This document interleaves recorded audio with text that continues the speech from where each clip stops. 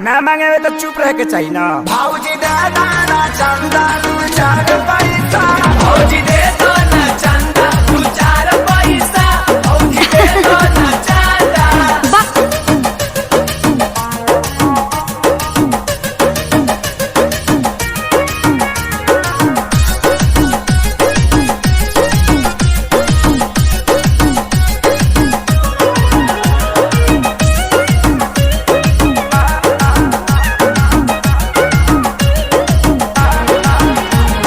थोड़े थोड़े मंगला से पूजा हो जाई, अगिला दशहरा ले भतीजा हो जाई। ओ तलो थाती तंदा दे दो।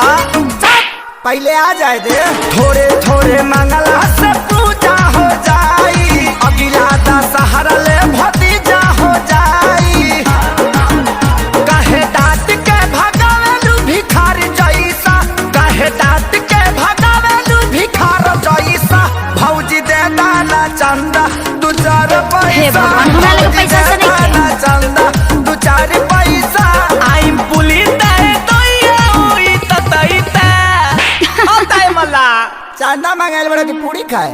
भौजी दे दाना चंदा दू चार पैसा, भौजी दे दो ना चंदा दू चार पैसा, भौजी दे दो ना चंदा।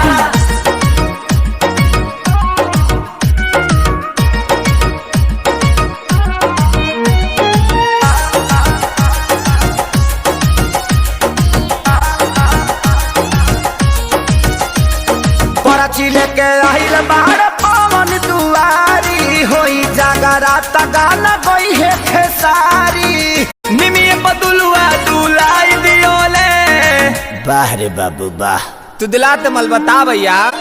पर्ची लेके आइल बाहर पवन दुआरी, होई जागरात गाना गई है खेसारी।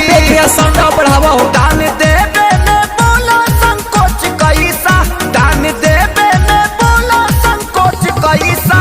ए बादी दे दाना दे दाना दे दा। सूर में गाओ। तू पे दलेल बल तो तू दे बतुल में। भौजी दे दाना चंदा दू चार पैसा, भौजी दे दो